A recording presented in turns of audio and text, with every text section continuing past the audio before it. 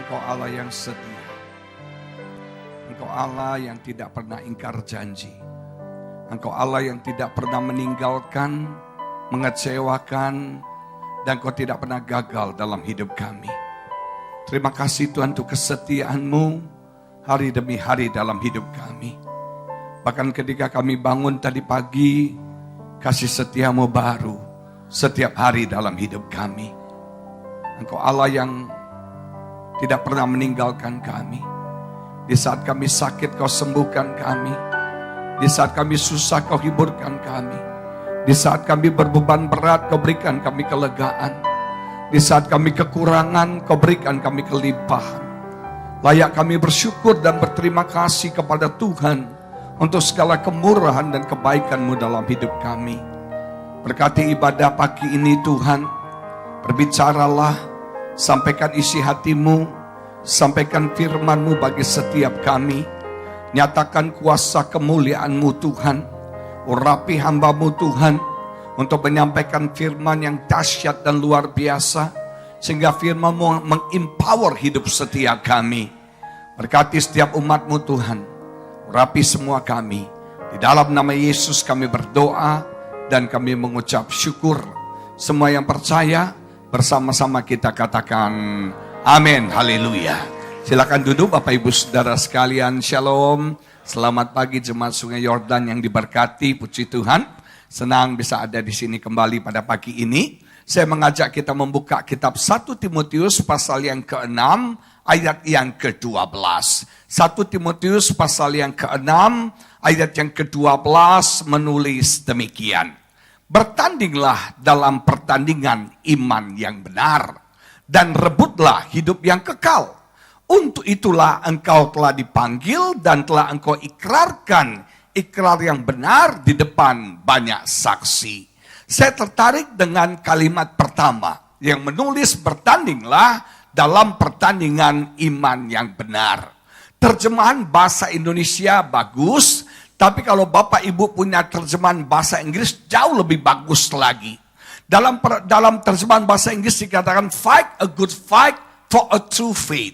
Fight a good fight for a true faith.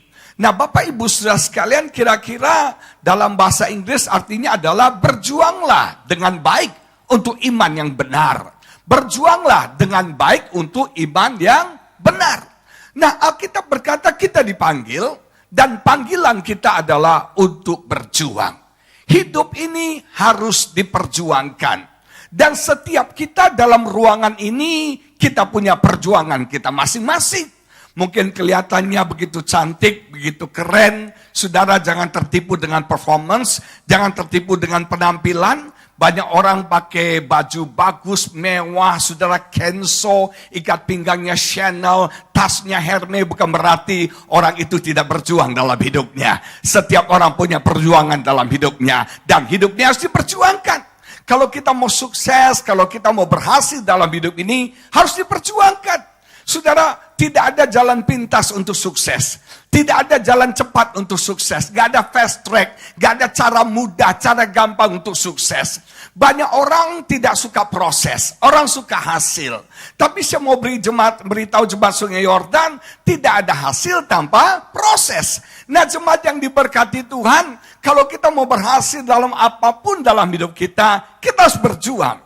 Berjuang menghadapi banyak tantangan, banyak pergumulan, banyak kesulitan. Berjuang dalam ups and down dalam hidup kita. Hidup ini harus diperjuangkan.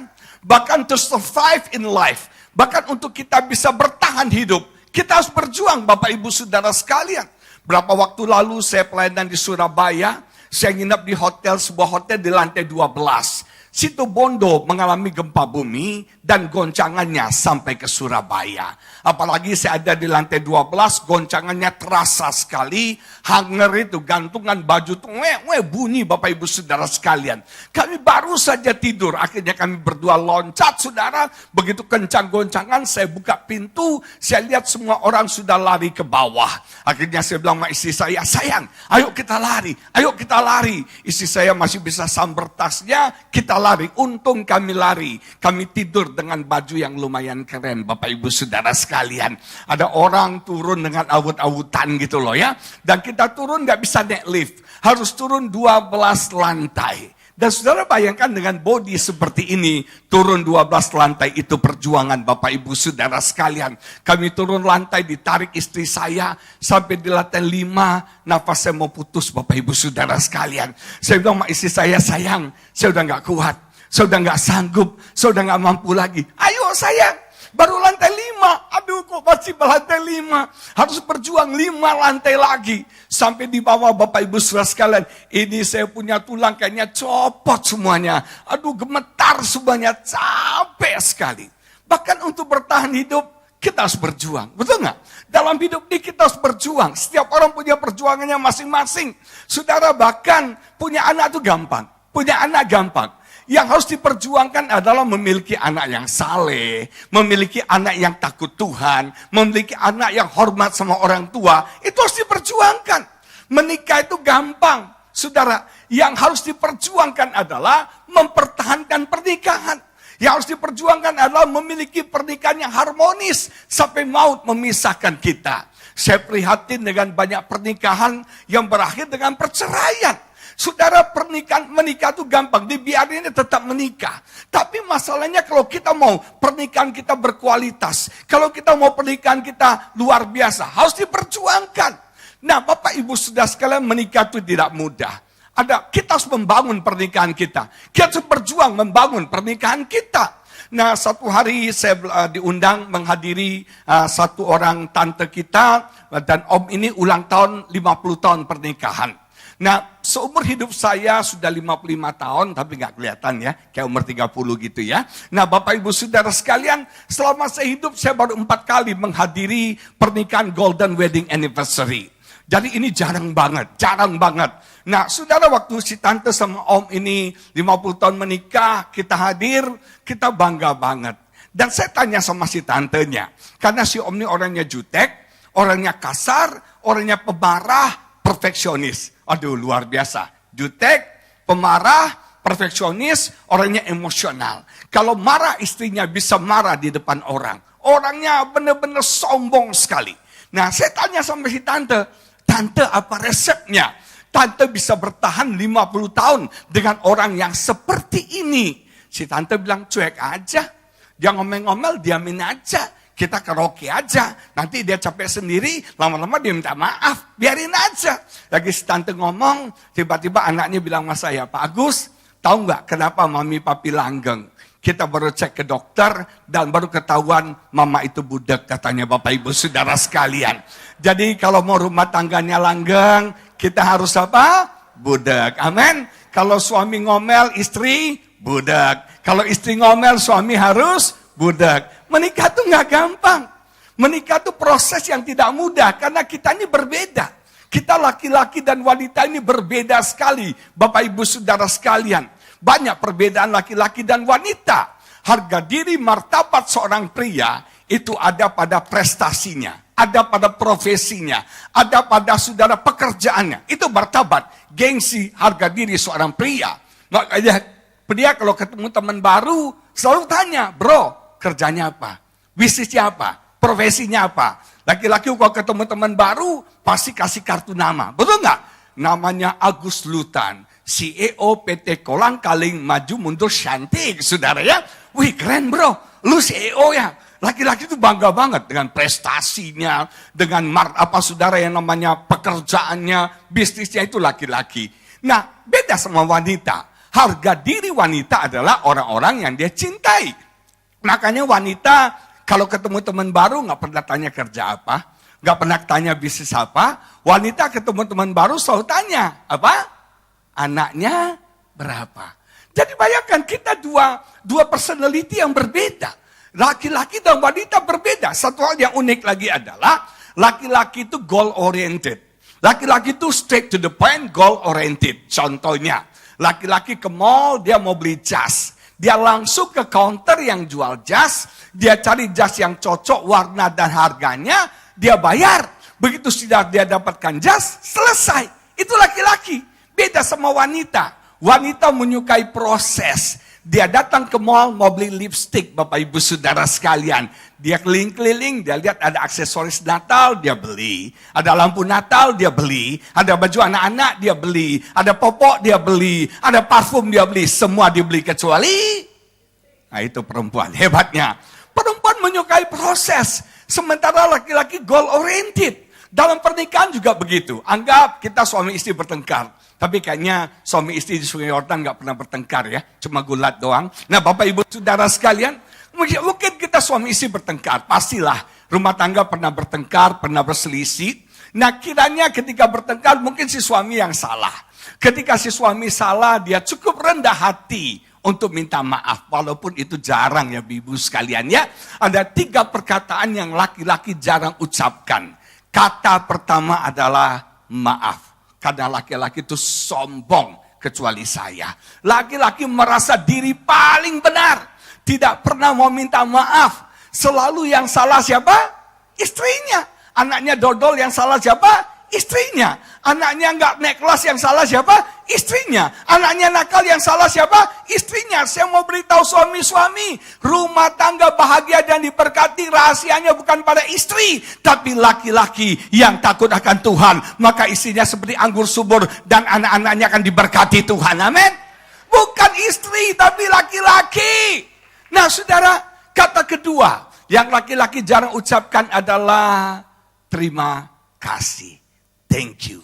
Jarang banget tuh laki-laki mengapresiasi wanita. Kayaknya pagi ini saya di pihak wanita ya. Banyak wanita akan mengasihi saya pagi ini. Kata kedua yang wanita jarang ucap, yang laki-laki jarang ucapkan adalah terima kasih. Dia merasa kalau istri melayani suami itu udah kewajiban lu. Itu sudah takdir lu, udah nasib lu. Jarang bilang thank you. Satu hari saudara, Bapak Ibu Saudara sekalian, istri saya masak buat saya. Dia suka masak sarapan buat saya. Nah saya sudah duduk di meja, tiba-tiba dia bawa sarapannya agak dilempar. Saya marah dong. Saya bilang, sayang, kamu kok gak sopan banget. Ngasih sarapan tapi kok dilempar. Ada apa? Dia lari, dia masuk ke dapur. Waktu dia masuk ke dapur saya cari, kenapa kamu? Dia nangis. Kenapa kamu nangis? Kamu lempar sarapan, terus kamu nangis. Ada apa? Terus pembantu saya kepo. Dia bilang ini, habis bapak sih.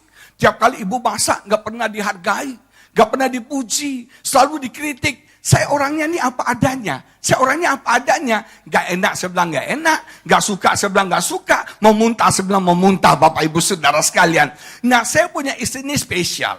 Orangnya melankolis. Salah satu karakteristik orang melankolis adalah setia. Orang melankolis itu kalau berteman, setia kawan. Temennya nggak banyak, tapi temennya setia. Sampai maut memisahkan. Nah saudara, istri saya ini orang yang setia banget. Begitu juga dengan makanan. Sekali dia suka masak rendang, tiap hari rendang saudara. Sekali dia lagi demen jengkol, tiap hari jengkol. Sampai saudara makan restoran itu ya, saya udah tahu nih, pasti restorannya A, B, C, itu aja. Sampai maut memisahkan A, B, C, itu aja saudara. Nah bayangin saudara, kalau tiap hari disuguhin jengkol, rendang, tiap hari miswa, enak juga, betul gak? Dia paling suka capcay. Sampai saya lihat encik tukang capcay udah enak Bapak Ibu Saudara sekalian. Nah cepat yang diberkati. Saudara kita jarang appreciate istri kita. Kita jarang bilang, ma thank you ya. Kamu sudah masak enak hari ini. Jarang kan? Ayo ibu-ibu, betul gak ibu-ibu? Jarang banget. Kata ketiga, yang suami jarang ucapkan adalah I love you. Itu jarang banget. Betul nggak? Padahal itu kata magic. Kalau istrimu tiba-tiba manyun, bimoli, bibir bojong 5 cm, dia capek, peluk dia dari belakang. Ma capek ya? I love you. Langsung pegelnya hilang semua. Push. Betul nggak? Pegelinunya hilang semua. Langsung I believe I can fly. Nah Bapak Ibu Saudara sekalian, saya mau beritahu saudara, menikah tuh nggak gampang. Nah anggaplah saudara, laki-laki tuh minta maaf. Nah kalau laki-laki minta maaf, dia bilang sorry ma. Kalau laki-laki sudah bilang sorry, artinya selesai.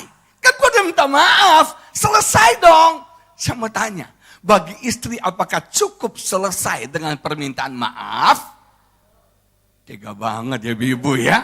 Gak bisa, gak cukup cuma minta maaf. Wanita suka proses, tunjukkan permintaan maaf lu. Minggu lalu lu minta maaf, bulan lalu lu minta maaf, sibuk aja minta maaf. Bujukan perubahan, berubah dulu sikap lu, berubah dulu hidup lu. Nah Bapak Ibu Saudara sekalian, menikah yang harmonis, yang langgeng harus diperjuangkan. Amin, diperjuangkan. Life is a fight. Salam kiri kanan bilang, life is a fight. Hidupnya harus diperjuangkan. Hidupnya harus diperjuangkan. Hidupnya harus diperjuangkan. Nah Bapak Ibu Saudara sekalian, saya belajar. Bahkan Alkitab berkata, bertandinglah, berjuanglah dengan baik dalam pertandingan iman yang benar. Kita berjuang untuk iman yang benar. Bahkan kalau kita pelajari di Alkitab, Tuhan sudah menjanjikan promised land, Kanaan. Tanah perjanjian kepada orang Israel. Tapi orang Israel harus berjuang untuk merebut tanah perjanjian itu. Saya nggak tahu apa promised land Tuhan bagi setiap kita tahun 2019. Saya nggak tahu apa janji Tuhan bagi setiap jemaat di tahun 2019. Tapi kita harus berjuang untuk merebut janji itu terjadi dalam hidup kita. Bahkan saudara, untuk kita mengalami kesembuhan, kita harus berjuang. Saudara, iman itu tidak pasif. Iman itu harus diperjuangkan. Makanya iman tanpa perbuatan adalah mati. Iman itu harus diperjuangkan. Kalau ada orang sakit kanker, saudara, Anda harus berjuang untuk sembuh, saudara. Saya punya teman, seorang pendeta, ngalami kanker, sudah stadium akhir. Satu hari dia telepon saya, Pak Agus, saya mau undang Pak Agus makan malam. Akhirnya saya makan malam bersama dia. Saya bilang sama istri saya, siapa tahu ini adalah makan malam terakhir kita bersama dia. Nah waktu kita duduk makan, tiba-tiba tuh orang pendeta tuh bilang, Pak, saya udah gak kuat. Saya udah capek, Pak. Saya udah lelah, Pak. Saya udah gak tahan, Pak. Capek duit, capek kantong, capek semuanya, Pak. Capek sekali. Saya bilang, bro, lu gak boleh capek. Lu gak boleh lemah. Lu harus punya semangat juang. Karena orang sakit kanker, obatnya cuma 3. Obatnya adalah pola hidup yang benar. Obatnya adalah pola makan yang sehat. Dan obat yang ketiga adalah semangat, saudara. Kalau kita punya semangat, kita akan bertahan hidup, saudara. Satu hal yang gak boleh hilang dalam hidup kita, semangat juang. Satu hal yang gak boleh hilang dalam hidup kita, fighting spirit hidup setiap kita. Kita bisa ada hari ini karena kita punya semangat. Dan saya bersyukur kata semangat itu dalam bahasa Latinnya artinya entheos. En di dalam, Theos itu Tuhan. Artinya orang yang ada di dalam Tuhan, hidupnya akan bersemangat. Amin. Salami kiri kanan bilang, Ciayo, Ciayo, Ciayo. Jemaat Sungai Yordan punya fighting spirit. Punya semangat juang. Amin. 2019 punya semangat juang. Saya baca satu buku. Buku itu berkata begini, ada 3 tipe manusia. Tipe yang pertama disebut quitters. Quitters adalah orang yang gampang putus asa, orang yang gampang menyerah, orang yang gampang tawar hati. Tipe yang kedua adalah campers. Campers adalah orang yang berjuang sampai satu titik dia settle, dia nyaman, dia berhenti berjuang.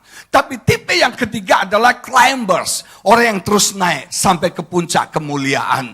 Nah Bapak Ibu Saudara sekalian, ilustrasinya gampang gini. Setiap kali kita ke Mesir, pasti ada perjalanan menuju Gunung Sinai. Ketika kita dari Kairo ke Saint Catherine, perjalanan 7 jam di bus, gersang banget, padang gurun. Biasanya tour guide menjelaskan, Bapak Ibu Saudara sekalian, nanti kita akan naik ke Gunung Sinai.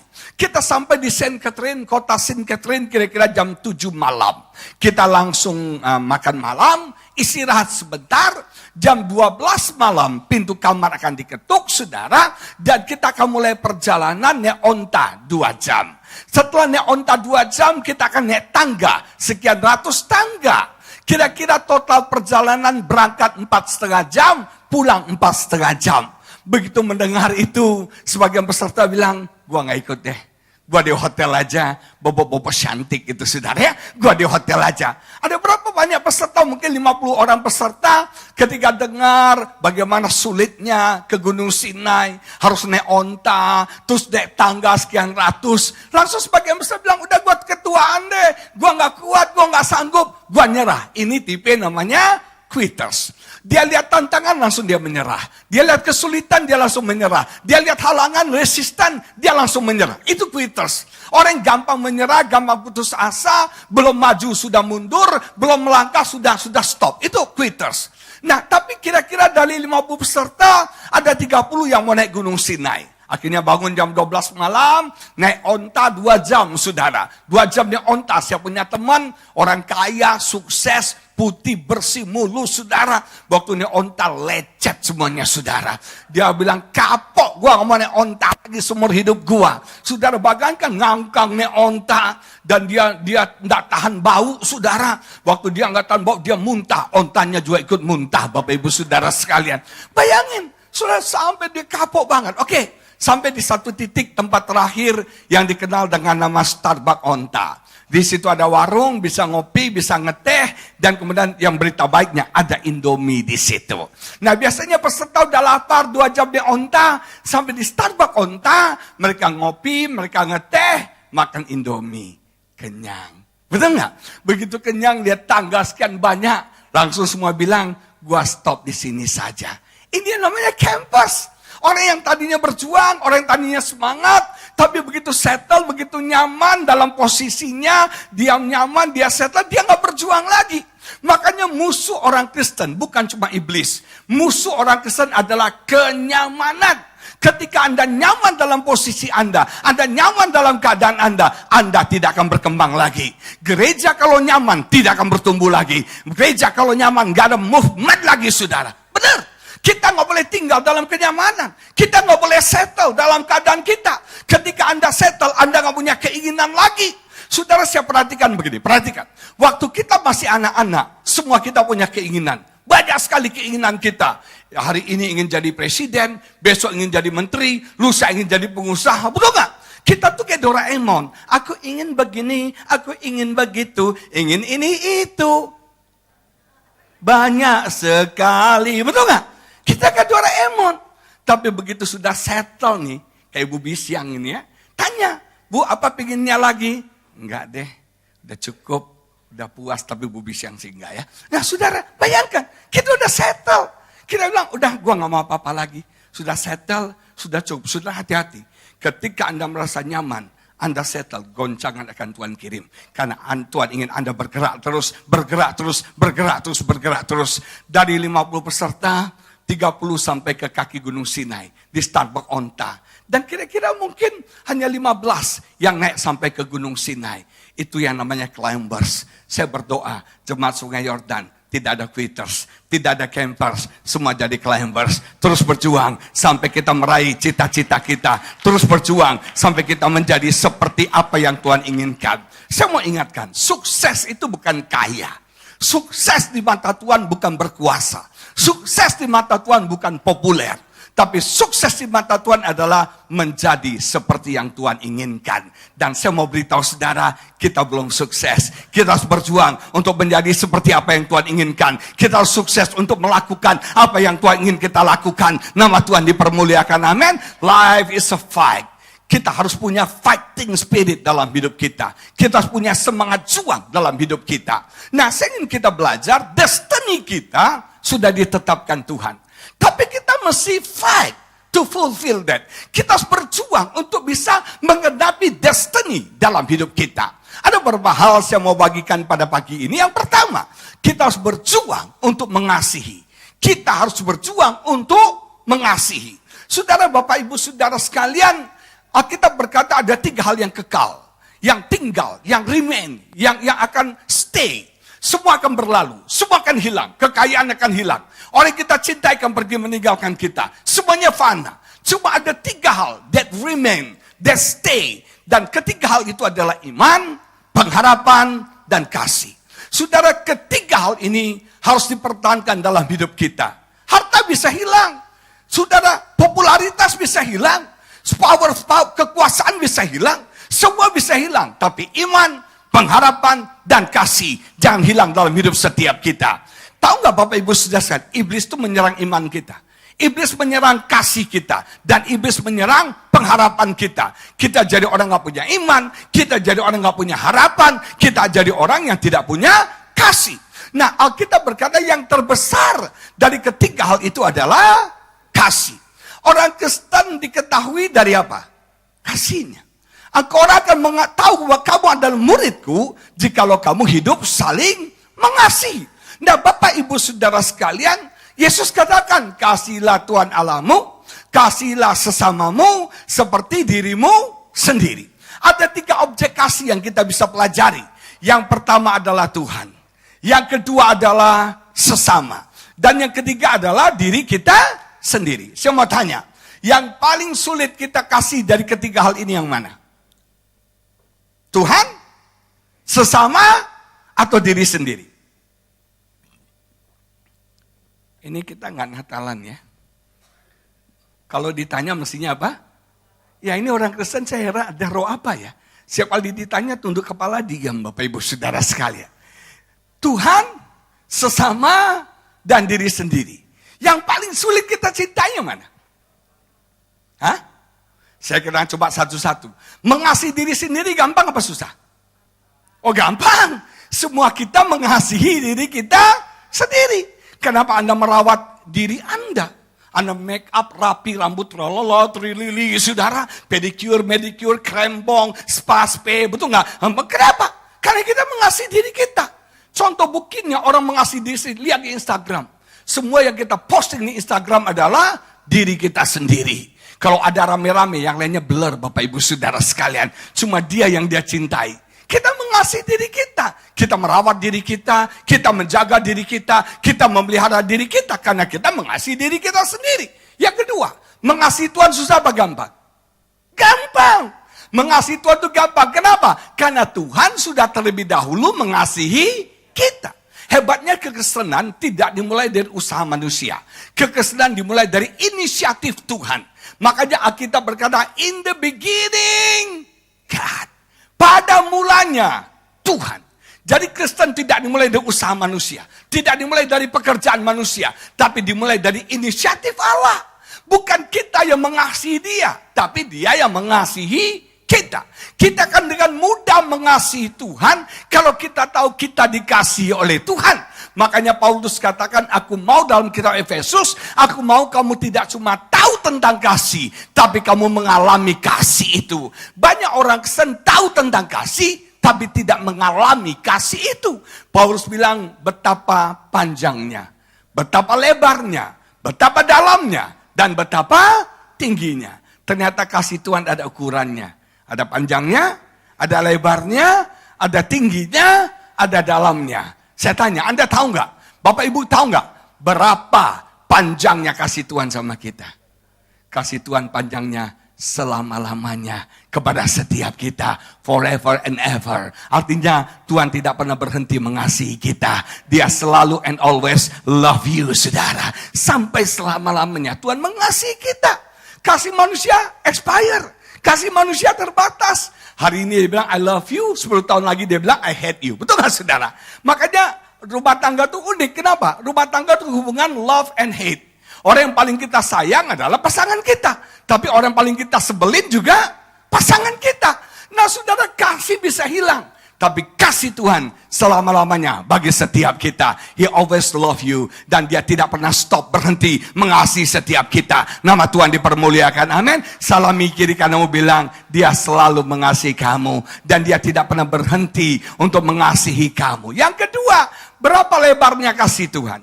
Kasih Tuhan lebarnya everywhere. Artinya dimanapun kau berada. Dalam posisi kondisi apapun juga engkau, Tuhan mengasihi engkau. Di dalam kegagalan Tuhan sedang mengasihi engkau. Di dalam frustrasimu Tuhan sedang mengasihi engkau. Di dalam kehancuran hidupmu Tuhan sedang mengasihi engkau. Ada orang yang mau bunuh diri, saya mau beritahu saudara, Tuhan mengasihi engkau saudara. Everywhere, dimanapun kau berada, Tuhan mengasihi setiap kita. Berapa tingginya kasih Tuhan? Kasih Tuhan lebih tinggi dari sebuah masalah kita. Lebih tinggi dari semua pergumulan kita. Apapun masalah kita, apapun pergumulan kita. Kasih Tuhan bisa mengatasi setiap pergumulan, setiap masalah, setiap persoalan kita. Allah adalah jawaban bagi setiap masalah pergumulan kita. Berapa dalamnya kasih Tuhan? Kasih Tuhan lebih dalam dari semua dosa dan kesalahan kita. Karena kasih Tuhan lebih dalam dari sebuah dosa dan kesalahan kita bisa diampuni. Bapak Ibu Saudara sekalian, amin. Kalau kasih Tuhan tidak lebih dalam dari dosa kita, celaka kita nggak akan bisa diampuni. Kita akan bisa mengasihi Tuhan. Kenapa? Karena kita tahu He first love us. Dia yang pertama mengasihi kita. Yang sulit itu adalah mengasihi sesama. Ini sulit mengasihi sesama.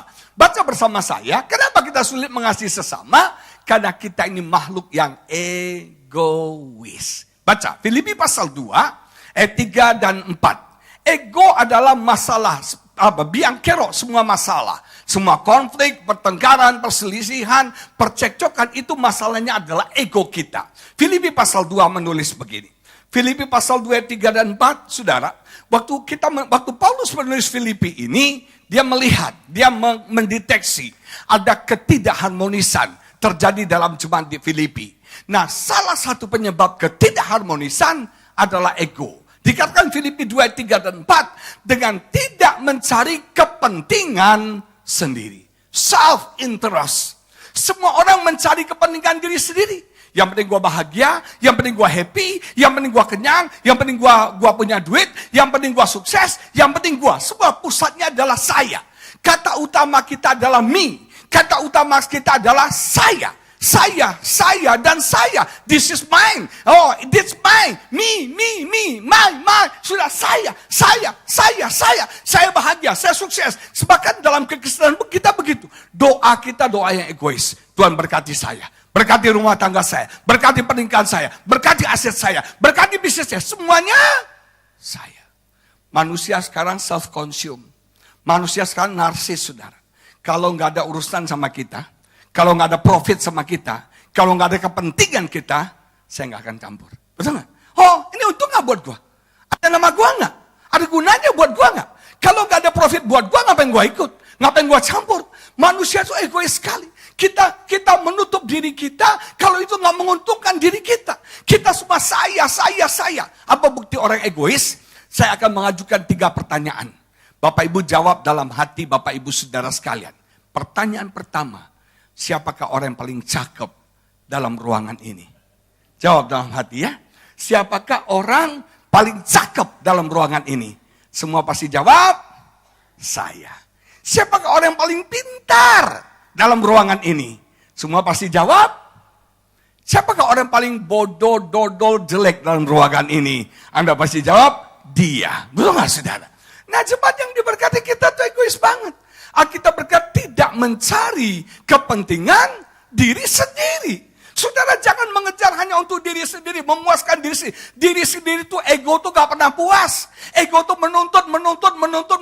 Gak pernah terpuaskan ego kita. Gak pernah. Maka dari itu Paulus bilang sebaliknya. Hendaklah dengan rendah hati yang seorang menganggap yang lain lebih utama daripada dirinya sendiri. Saya suka kata lebih utama. Kita mau kita yang nomor 1. Kita mau kita yang utama. Kita mau kita duluan. Bisa nggak kita menghargai orang lain, menempatkan orang lain lebih utama? Makanya Paulus bilang, urutan pertama dalam hidup Paulus adalah Tuhan. Urutan kedua dalam hidup Paulus adalah sesama. Dan baru urutan yang ketiga adalah diri sendiri. Kita enggak. Urutan pertama kita adalah Tuhan. Kita, diri sendiri. Kalau bisa Tuhan pun kita manipulasi. Kalau bisa pun Tuhan pun kita bully. Kalau bisa Tuhan pun kita peralat, saudara. Betul enggak? Banyak orang Kristen itu memperalat Tuhan. Tuhan itu seperti mesin ATM-nya. Tuhan, ini mesin ATM. Saya punya kartu, saya minta duit, pleng, kasih. Betul enggak? Banyak orang Kristen bully Tuhan, manipulasi Tuhan. Saudara, kalau dia mau keluar negeri, dia berkata, Tuhan, tolong jaga rumah saya. Dia Tuhan, dia bukan sapam, saudara. Oh Tuhan, tolong jaga anak saya. Dia Tuhan, dia bukan babysittermu. Jemaat yang diberkati. Saudara, Tuhan yang pertama. Sesama yang kedua, baru diri kita sendiri. Nah, dikatakan menganggap, menghargai yang lain lebih utama daripada dirinya sendiri. Bisa gak kita menghargai orang yang lebih rendah dari kita? Nah, saya belajar gini. Kita belajar men-value orang. Sama seperti Tuhan value orang. Saudara, kita tuh suka menghakimi orang. Kita suka underestimate orang. Kita suka judge orang. Kita suka kritik orang. Kenapa? Kita melihat dalam pandangan kita. Kita nggak pernah melihat dalam pandangan Tuhan. Kalau Tuhan saja bisa menghargai orang, apa hak kita untuk tidak bisa menghargai orang itu? Betul nggak? Waktu Tuhan pilih, tahu nggak imam besar? Tuhan tunjuk imam besar pertama. Siapa imam besar pertama yang ditunjuk Tuhan? Siapa Pak? Imam besar siapa Pak? Bukan Yesus. Siapa coba Pak? Apa Kau Suandi pinter tuh? Harun. Bukan Yesus Pak. Harun. Harun itu imam besar. Kalau saya ada di tempat kejadian, saya akan protes. Objection. God Majesty. Saya menolak pemilihan Harun sebagai imam besar. Nggak layak. Nggak pantas. Kenapa? Harun pernah waktu Musa naik Gunung Sinai, Harun yang memimpin bangsa Israel. Sekian juta bangsa Israel di luar kendali. Mereka ambil emas yang mereka bawa dari Mesir, dilebur jadi anak lembu, disembah. Dan maaf, mereka nari telanjang, dan maaf, mereka hubungan seksual, saudara. Mereka orgi, waktu mereka menyembah, mereka orgi, hubungan seksual. Yang mimpin siapa? Harun, gak becus, gak layak, gak pantas. Tapi Tuhan buka mata saya. Tuhan pilih Harun jadi imam besar. Apa hak saya menghakimi orang? Apa hak saya bilang orang itu tidak layak? Saya belajar satu hal. Untuk kita menghargai orang, jangan lihat kekurangan orang. Setiap orang punya kekurangan. Tapi belajar lihat ada kelebihan-kelebihan orang lain. Sehingga kita bisa menghargai orang. Nama Tuhan dipermuliakan. Amin. Dulu saya tidak bisa menghargai istri saya. Saya menganggap dia nih, gak level saya. Wanita tahu apa sih? Malu halus, ghost kali ya. Nah saudara, saya belajar satu hal. Ternyata istri saya ini luar biasa. Banyak kelebihan yang dia punyai. I love you baby, I love you. Benar, saya punya istri luar biasa banget. Nggak gampang jadi istri Agus Lutan. Tapi dia mendampingi saya. Sayang banget sama saya. Care banget sama saya. Bahkan jujur ya, dia mencintai saya mungkin lebih dari saya mencintai dia. I love you, I love you, I love you. Saya belajar menghargai. Gak gampang menghargai orang yang lebih rendah dari kita. Gak gampang menghargai orang yang lebih on dari kita. Gak gampang menghargai orang-orang yang kita anggap enteng, kita kritik. Betul gak? Terus ayat keempat berkata begini. Saya suka ayat keempat berkata begini. Paulus katakan begini. Oh saudara ini memberkati saya banget. Saya mau bagikan buat saudara. Dikatakan dan janganlah tiap-tiap orang hanya memperhatikan kepentingannya sendiri. Tapi kepentingan orang lain juga. Kata memperhatikan itu skopos. Skopos itu pakai teropong. Jangan kita pakai teropong hanya untuk diri kita. Kita pakai teropong untuk memperhatikan kepentingan orang lain. Kita sibuk dengan kepentingan kita. Kita lupa kepentingan orang. Saya belajar satu hal. Ketika Anda memperhatikan kepentingan orang lain, maka Tuhan akan memperhatikan kepentingan setiap kita. Dengar ya. Ketika Anda memperhatikan kepentingan orang lain, Tuhan akan memperhatikan kepentingan setiap kita. Nah, Tuhan mau kita skopos. Kita memperhatikan kepentingan orang lain. Waktu saya menikah sama istri saya, jujur, saya egois banget, saudara. Saya mau saya happy, saya mau saya senang, saya mau saya kenyang, saya menuntut istri saya. Tapi satu hari istri saya bilang gini, Papi katanya, kamu tuh hebat, kamu tuh luar biasa. Tapi satu kelemahan kamu tidak pernah memperhatikan apa yang saya suka. Saya belajar mencari apa yang kamu suka, tapi kamu tidak pernah memperhatikan apa yang saya suka. Di situ saya terpukul. Kenapa? Saya merasa saya jadi suami yang baik selama ini. Selama yang suami yang mengasihi istri, saya merasa istri saya bangga mestinya kawin dengan Andi Lau seperti ini. Saudara, saya pikir begitu. Tapi istri saya bilang, kamu gak pernah memperhatikan kepentingan saya, kebutuhan saya. Akhirnya saya mencari tahu. Kita belajar ya. Ada satu buku berkata ada 5 bahasa cinta. 5 bahasa cinta. Ada yang tahu 5 bahasa cinta itu apa saja? Yang pertama physical touch. Sentuhan secara fisik. Ada orang yang suka diraba, dibelai, meong gitu saudara. Aku raba-raba. Ada orang suka dibelai, disayang, diempok-empok. Ada orang meong gitu. Bahasa cinta yang kedua adalah yang disebut dengan act of service. Ada orang tuh maunya dilayani itu orang act of service. Ada orang yang bahasa cintanya adalah hadiah, gift saudara. Bahasa cintanya adalah hadiah. Yang keempat ada orang yang bahasa cintanya adalah quality time. Adalah quality time, yaitu waktu bersama-sama. Ada orang yang kelima bahasa cintanya rayuan, pujian saudara.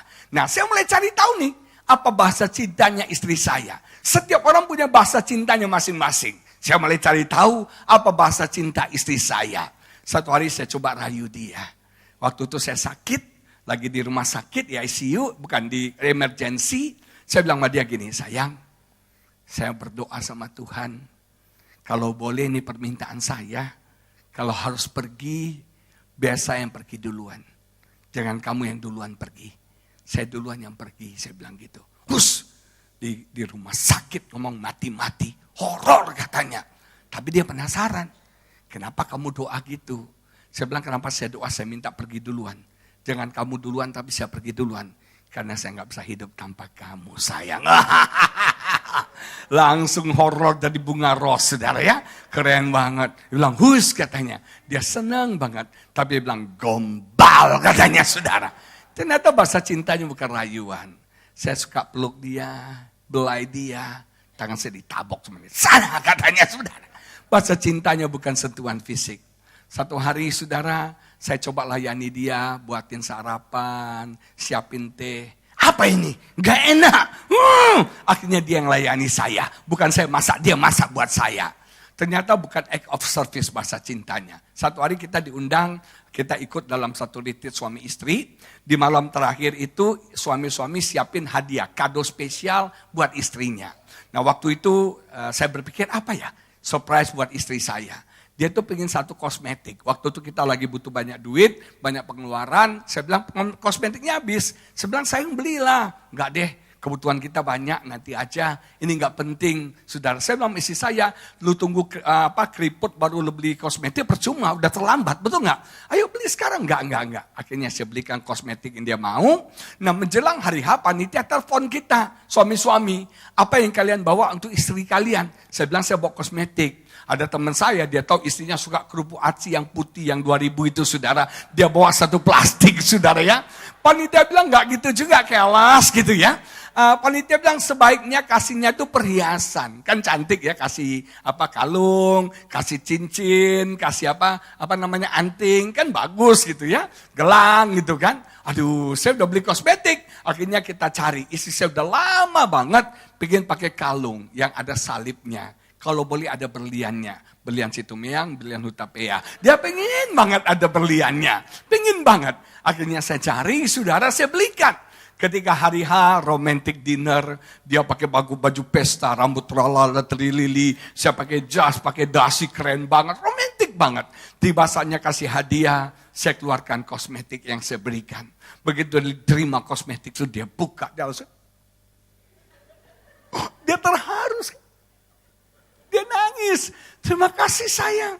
Kamu baik banget katanya, so sweet katanya. Seneng banget. Tapi saya bilang ini belum sayang. Masih ada satu lagi. Saya keluarin kalung, saya pasangin di lehernya. Masih dia pakai sampai hari ini. Terus dia lihat, begitu saya duduk, dia lihat salibnya. Kamu beli berapa nih? Pasti mahal nih. Pakai kartu kredit nih. Cicilnya berapa lama nih? Bukannya dia senang, malah dia marah Bapak Ibu Saudara sekalian. Ternyata bahasa cintanya bukan hadiah. Saya bersyukur loh Pak Bu, bahasa cinta istri saya bukan hadiah. Kalau bahasa cintanya hadiah, habis kolektor saya hari ini untuk berikan hadiah buat dia. Tapi bahasa cinta istri saya adalah quality time. Dia suka kemana tuh sama-sama, berdua-dua. Makanya kita kemana-mana satu paket tuh Agustusan sama Ling-Ling. Walaupun sering bersama, sering berantem juga. Tapi dia paling suka gitu loh. Dia paling suka sama-sama. Benar, saudara, dia paling suka tuh di foto. Paling suka di foto. Kemanapun pergi dia suka foto, mau upload di Facebook, di Instagram, dia paling suka di foto. Nah seringkali kalau nggak ada orang minta foto, saya yang harus foto dia. Nah saudara, saya pendeta, bukan fotografer saudara. Artinya kalau hasilnya kurang bagus, saya maklum saudara. Nah akhirnya saya foto dia, kalau dia minta difoto, saya foto dia. Dari angle yang saya bisa, dengan semampu saya, sepintar saya. Dan saya berusaha foto dia dengan urapan yang saya miliki. Saya jepret saudara. Begitu dia lihat hasilnya, dia bilang blur, goyang. Atasnya kebanyakan, bawahnya nggak ada. Lu foto sendiri aja deh saudara. Nah makanya saya mau beritahu suami-suami. Wanita bukan untuk dimengerti, wanita untuk dicintai. Sampai kapanpun kita pria, gak pernah bisa mengerti wanita. Karena wanita makhluk yang paling unreasonable, saudara. Gak ada angin badai tiba-tiba manyun. Gak ada sebab akibat tiba-tiba marah-marah, betul gak? Ditanya, Ma kenapa lu ngomong? Gak tahu, saudara ya. Itulah wanita. Nah saya belajar, bahasa cintanya istri saya itu bersama-sama. Kami selalu kemanapun sama-sama. Kadang-kadang dia ketemu teman-teman yang cewek, sepupunya cewek-cewek kepo gitu ya. Saya harus ikut Bapak Ibu Saudara sekalian. Dari James Bond kepo gitu loh ya. Saya bilang saya gak mau. Tapi itu bahasa cintanya. Saya belajar berkorban untuk bersama-sama dengan istri saya. Jangan cuma memperhatikan kepentingan saya, tapi kepentingan orang lain juga. Nama Tuhan dipermuliakan, amin. Nah ada satu cerita yang saya mau sampaikan. Saudara, satu hari Anda pernah dengar tenggelamnya kapal Titanic. Semua nonton filmnya sampai 7 kali ya. Karena fan banget sama Leonardo DiCaprio, saudara. Nah saudara, ada satu kapal yang 2 tahun kemudian tenggelam. Nama kapal itu adalah Empress of Ireland. Empress of Ireland. 2 tahun setelah Titanic tenggelam, kapal ini tenggelam dalam perjalanan dari Kanada ke London. Kapal ini mengangkut 1.400 penumpang. Pasti ada pengusaha, selebritis, sosialita, buruh, kuli, semua orang ada di kapal itu. Nah anehnya kalau Titanic tenggelamnya proses waktu. Proses waktu yang cukup lama. Tapi kapal Empress of Ireland ini tenggelam seketika. Cepat sekali tenggelam. Sampai dalam hitungan menit, 10 menit sudah di dasar laut. Nah di antara 1.400 penumpang ini, ada 170 orang anak-anak muda dari gereja Bala Keselamatan. Mereka akan menghadiri satu konferensi Bala Keselamatan di London pada waktu itu. Nah puji Tuhan saudara, dari 1.400 penumpang, ada 400 orang yang selamat, dan saudara, 400 orang selamat, 1.000 orang kira-kira tenggelam ke dasar laut. 170 anak-anak muda ini dek mereka dekat dengan pelampung. Jadi diberitakan 170 anak muda ini dapat punya pelampung. Dan akhirnya mereka bisa survive di pinggir laut. Dan akhirnya ketika 400 penumpang yang survive, yang selamat itu dikumpulkan, dicarilah ke 170 anak muda itu. Tetapi mereka tidak diketemukan. Mereka mati tenggelam semuanya. Orang mereka kaget. Mereka dapat pelampung, punya pelampung, tapi kok mati tenggelam. Kok nggak ada di antara penumpang yang selamat. Akhirnya 400 penumpang dikumpulin, ditanyalah apa yang terjadi dengan 170 anak-anak muda ini. Anda tahu cerita semuanya sama. Sembari menangis, ke-400 orang itu bercerita. Ketika kami berjuang di laut yang dingin. Kami berjuang untuk hidup kami. Kami berjuang untuk bisa hidup. Sedang kami berenang, berjuang. Tiba-tiba anak-anak muda datang menghampiri kami. Dan anak-anak muda itu cuma tanya, kamu orang Kristen enggak? Kamu percaya Tuhan enggak? Ketika kami menjawab, kami enggak percaya Tuhan. Kami bukan Kristen. Mereka buka pelampung kami dan mereka kasih kepada kami. Mereka kasih kepada kami dan dengan mata kepala kami melihat mereka tenggelam. Nah saudara, mereka cerita melihat seorang bapak tinggi besar, maco, bertato. Waktu dia lagi berjuang hidup, seorang anak cewek umur 17 tahun datang sama dia. Anak cewek itu tanya, Pak, are you a Christian? Kamu orang Kristen enggak? Enggak. Kamu percaya Yesus enggak? Enggak. Terus anak cewek ini buka pelampungnya, dikasih ke bapak ini. Si bapak ini dia ambil tuh pelampung, dia pakai. Sementara dia pakai pelampung, tiba-tiba akal sehatnya muncul. Dia bilang ini nggak benar juga ya. Masa gua laki-laki maco, bertato, berotot, ambil pelampung dari cewek. Dia buka baju pelampung, dia lempar sama cewek itu. Nggak bisa. Kamu harus selamat, saya laki-laki, saya bisa berjuang. Gak penting kamu selamat, kamu cewek, masa saya ambil pelampung dari kamu. Terus anak perempuan itu sampai menangis bilang, kalau kamu nggak percaya Yesus, kalau kamu nggak Kristen, kamu mati sekarang, kamu masuk neraka. Kamu masih harus hidup supaya kamu bisa percaya Yesus. Kami ini sudah percaya Yesus dan kami mati hari ini. Kami masuk surga. Dia lempar tuh pelampung kepada bapak itu dan cewek ini mati tenggelam. Saudara, waktu saya dengar cerita itu, saya baca cerita itu, saya nangis saudara. Bayangkan 170 anak-anak muda punya kesempatan hidup, punya pelampung, tapi mereka menyerahkannya untuk orang lain. Mereka bilang kalau kami mati, kami masuk surga sekarang. Kalau kalian mati, Kalian akan binasa, masuk neraka.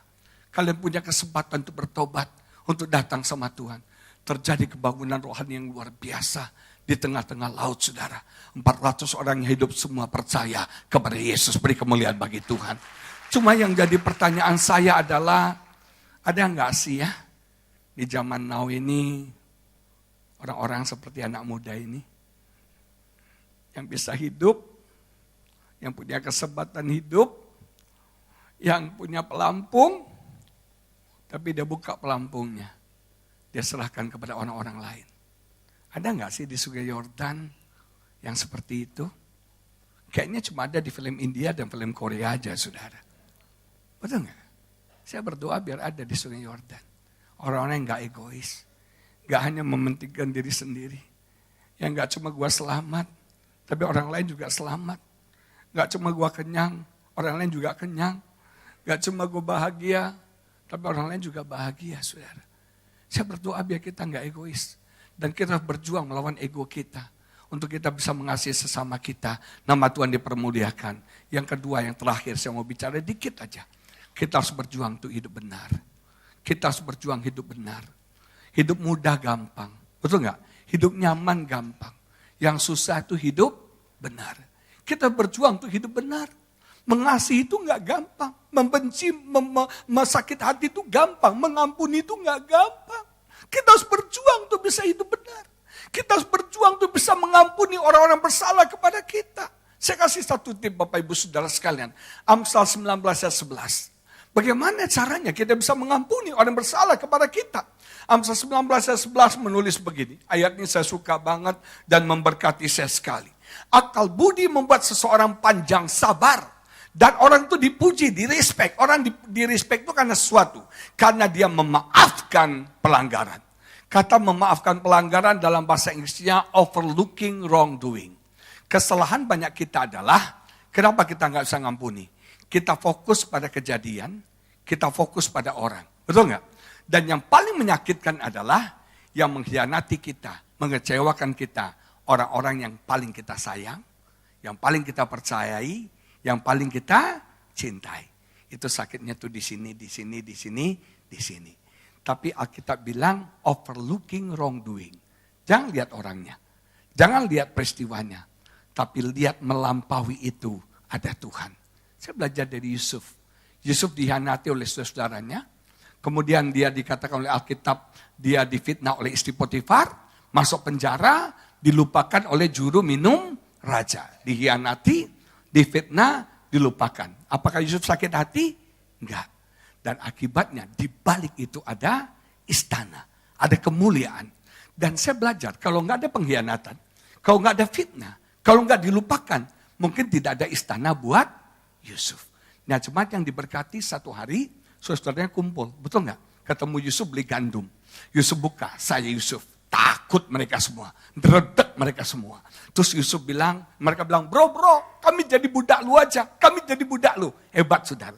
Perhatikan, mereka menjual Yusuf menjadi budak. Sekarang mereka menawarkan diri untuk jadi budak. Kapok lu, rasain lu, senjata makan Tuhan. Dia menjual Yusuf jadi budak, sekarang mereka menawarkan diri jadi budak. Apa jawaban Yusuf? Bro, tenang bro. Kamu merencanakan yang jahat sama saya. Tapi Tuhan merencanakannya untuk kebaikan. Jangan lihat orang yang menyakiti engkau. Jangan lihat orang mengecewakan engkau. Tapi lihat ada berkat Tuhan di balik itu semua. Jujur, dulu kalau orang kritik, orang sakiti saya marah. Orang fitnah saya marah. Tapi sekarang saya enggak. Saya melihat ada Tuhan di balik itu semua. Ada Tuhan di balik itu semua. Ada skenario Tuhan untuk memberkati hidup saya. Sekarang kalau ada orang sakiti saya bilang, bro thank you banget. Lu dipakai Tuhan fitnah gua. Supaya gua boleh diberkati Tuhan. Naik level lebih tinggi lagi. Nama Tuhan dipermuliakan. Amin. Kalau Anda mengerti kebenaran ini, kita bisa mengampuni orang. Kita berjuang loh. Hidup benar tuh gak gampang. Jujur tuh gak gampang. Betul gak? Jujur gak gampang. Hidup kudus tuh gak gampang. Kata kudus itu artinya berbeda. Be different. Hidup kita harus berbeda. Bisnis kita, perkataan kita, cara berpikir kita harus berbeda. Saya mau cerita terakhir. Waktu kami honeymoon, kami ke Bali. Waktu kami ke Bali, Teman-teman bilang, Pak, mampir di satu warung, makan nasi campur. Akhirnya kita berdua pergi, makan di warung itu, dikasih menu. Di menu itu ada 2 macam nasi campur. Ada spesial, ada biasa. Yang spesial harganya lebih mahal. Saya tanya sama yang jual, Mbok, ini campur sama spesial bedanya apa? Dia cerita, harganya lebih mahal. Saya tanya, Mbok, mau tanya jujur, yang enak yang mana? Dengan jujurnya, pelayannya bilang yang enak yang biasa. Kalau saya jadi pemilik restoran, pelayannya saya pecat, saudara. Karena mestinya kalau orang tanya yang enak, bilang yang paling mahal. Tapi jujur, orang Hindu, orang Bali, gak percaya Tuhan, jujur.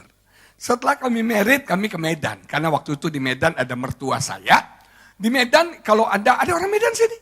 Di Medan itu, saudara, di pinggir jalan, suka ada yang jual buah. Waktu itu lagi musimnya duku. Mertua saya mampir, beli duku. Nah, mertua saya suka ngomong, yang jual namanya Maria. Kalau Maria pasti orang Kristen. Nah, beli duku 2 kilo. Waktu ditimbang si Maria, dikasih sama mertua saya pegang kresek duku, dia masuk mobil, dia bilang, Agus, Mami punya feeling nih gak sampai 2 kilo. Ini kurang dari 2 kilo. Makanya wanita tuh sakti ya, punya indera ke-6, indera bekti, indera lesmana, betul gak? Nah, saudara, ini bilang gak sampai 2 kilo nih. Betul. Sampai di rumah ditimbang 1,7 kilo. Dicatut si Maria 3 ons, Bapak Ibu Saudara sekalian. Di situ saya sedih banget ya. Orang Hindu gak kenal Tuhan, jujur. Orang Kristen namanya Maria, gak jujur. Makanya hati-hati dengan orang bernama, enggak juga saudara ya. Jangan trauma, lebay gitu juga. Nah, jemaat yang diberkati, kita harus berjuang loh untuk jujur.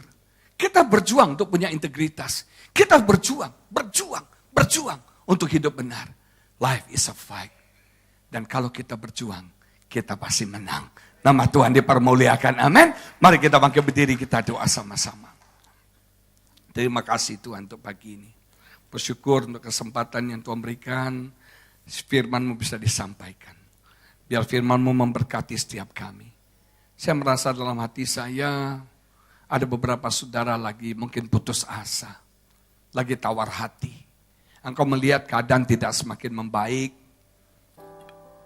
engkau melihat kondisi bukan semakin baik, malah semakin memburuk. Situasi sepertinya mengalami jalan buntu. Engkau jadi tawar hati, putus asa, karena rasanya keadaanmu hopeless. Keadaanmu helpless dan powerless. Gak ada jalan, gak ada solusi. Gak ada pertolongan, gak ada kekuatan, gak ada daya. Engkau mau menyerah, kau putus asa,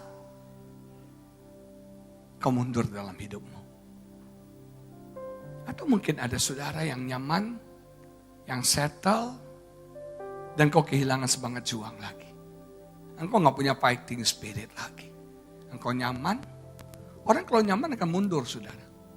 Orang kalau stuck akan mundur, gak akan maju lagi. Dan Tuhan gak mau kita nyaman.